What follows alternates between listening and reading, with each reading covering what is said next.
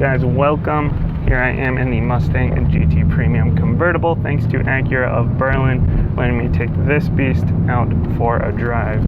This one is a 2020. I know we're here in 2021, but there aren't really too many big changes for 2021, so I'll get into that a little bit.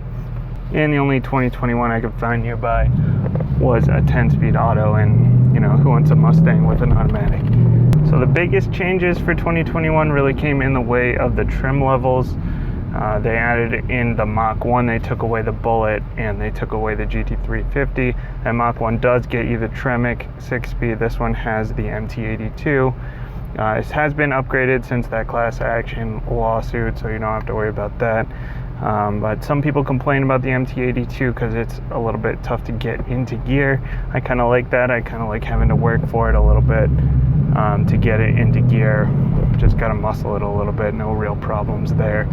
The other thing, one of the other big things for 2021 was added optional adaptive cruise, which I know is a big deal for some people. Personally, I think I would rather deal with the speed myself. Just one less thing that I'm relying on the computer to do, and one more thing is keeping me engaged in the driving experience. And then they changed up the colors a little bit, but for the most part this is still pretty much the same car. It's the S550 generation, the 6th generation, which started back in 2015. Now I am in the premium version. When you get the GT trim, you get the premium or the standard, and then you can get a convertible if you opt for the premium. So the regular GT is around 35k MSRP. This one we're at 45k MSRP. This one's actually at 50 here. It's got 13,000 miles on it. Pandemic pricing plus options on it gets it up to about 50k. So we'll talk a little bit about what the premium trim adds and what you get standard. Now the GT is the cheapest way to get that big V8 that you want. Otherwise you're in an EcoBoost if you go below this. And that's the 4-cylinder turbo. Those are a lot of fun. A lot lighter clutch, easier transmission to shift for sure, but this one is really the way to go if you want that more visceral experience. You want to feel a little bit more engaged in your driving. But again, that EcoBoost is still a ton of fun if you like turbos, rear wheel drive, big turbo. What's not to like, especially with the high performance pack, that big Focus RS engine. So speaking of the engine, we're in the 5.0. This is the 5-liter V8 here. Comes standard with the GT trim. Produces 420 pound-feet of torque, 460 horsepower. Moves this 3,800 pound beast along. You got LEDs in the front and the back. Always nice to have. You got the integrated turn signals, which you actually lose for 2021, so that's a plus for the 2020. Now with the premium trim, we've got these leather seats. You can also option Recaros for about $2,000, but these leather seats are pretty nice. These are power adjustable. We've also got heated and cooled seats because this is the premium. Always nice to have those cooled seats, especially up here in New England. You get the heated and the cooled. We got cold winters, we got hot, humid summers, so definitely nice there. Now, also, because we're in the premium, we get the 12-inch display here. We've got the sync system. This is the Sync 3, actually. You get the standard sync system in the base model GT, but in the premium, you get the Sync 3, which is the upgraded version. It does have Apple CarPlay here.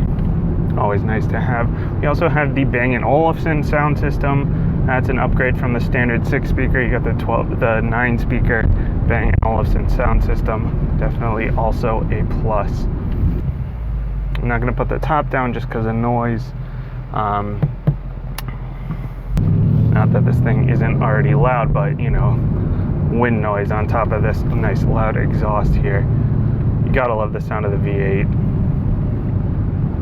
I'm not a big sound guy in general. Like, I don't buy a car for the sound, but there's something about it when you turn it on. It just sounds so nice. Gotta love that naturally aspirated V8. Just let that thing rev out. It sounds good. We're getting about 18 combined here. in the manual transmission in terms of gas mileage. It's 15 city, 24 highway, if I'm getting that right. Not too bad. You go up about 1 each, so you're at 16 and 25 if you get the 10-speed auto. But again, who wants a 10-speed auto Mustang? The manual is the way to go for sure. Visibility in here, people will complain because it is this pony car kind of style, sports car kind of style. But really, if you go get into a Camaro and then get back into here and tell me the visibility is bad, it's really not too bad. Plus it's got these integrated mirrors, these secondary mirrors here, which are definitely helpful. We've got the dual climate here because we are in the premium trim. Also nice to have for sure. Got the different modes with the switches: normal, sport, track, drag strip, and snow and wet. It is kind of annoying. Again, I talked about this in one of my other videos, but you got to flip all the way up through the modes. It seems like these switches should go up and down, but they only go up. A little bit annoying. Not a deal breaker, obviously. Okay, let's get into Sport Plus here. That's the way to leave it. You feel it open up a little bit, definitely. You got the nice big manual handbrake, always nice to have. This thing takes a little bit of force to get it down. Actually didn't have it down all the way, which is a little bit annoying, but that's something I'm sure that you get used to, kind of figuring out where that spot is. Again, this MT82 transmission takes a little bit to get it into gear.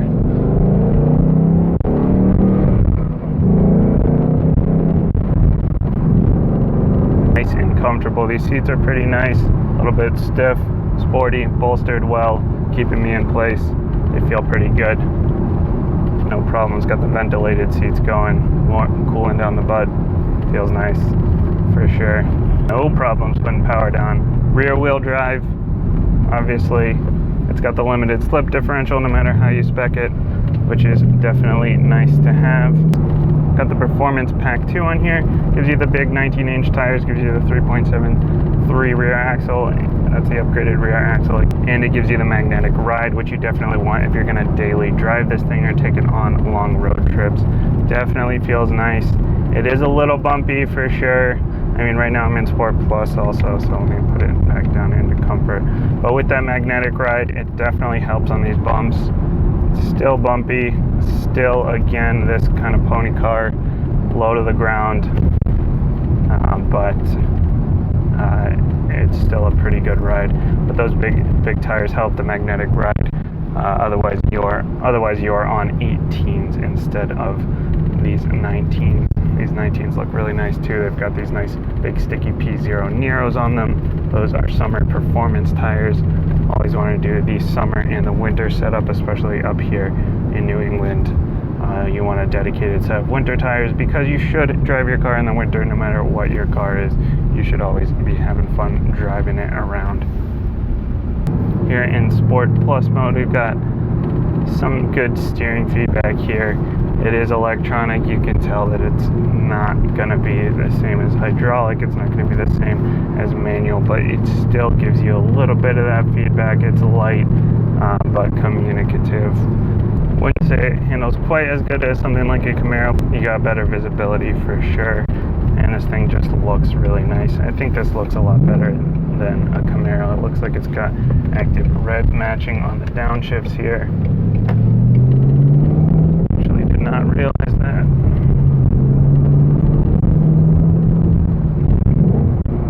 Yeah, it's definitely red matching those downshifts. And that's good. You can't drive stick. Always nice extra little feature there, a little help. Really try to turn that off if it was me.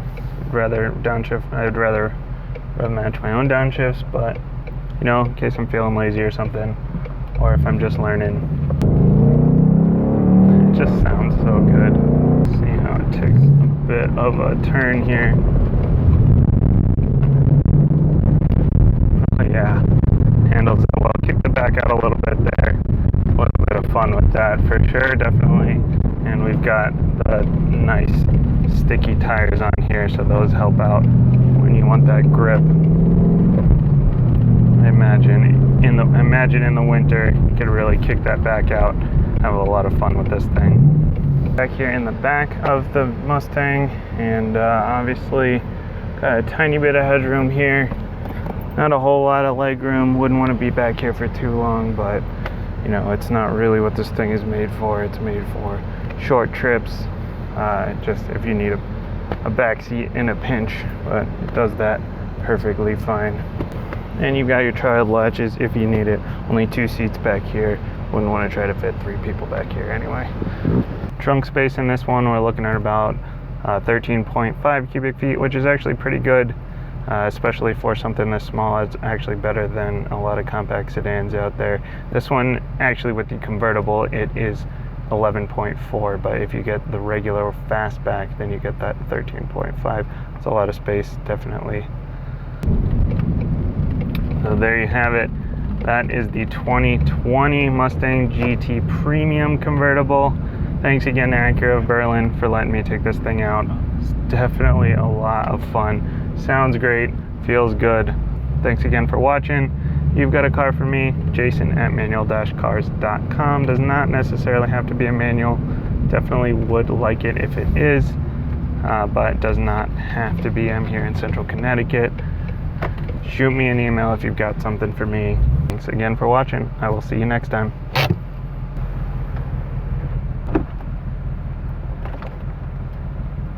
And we got the top down.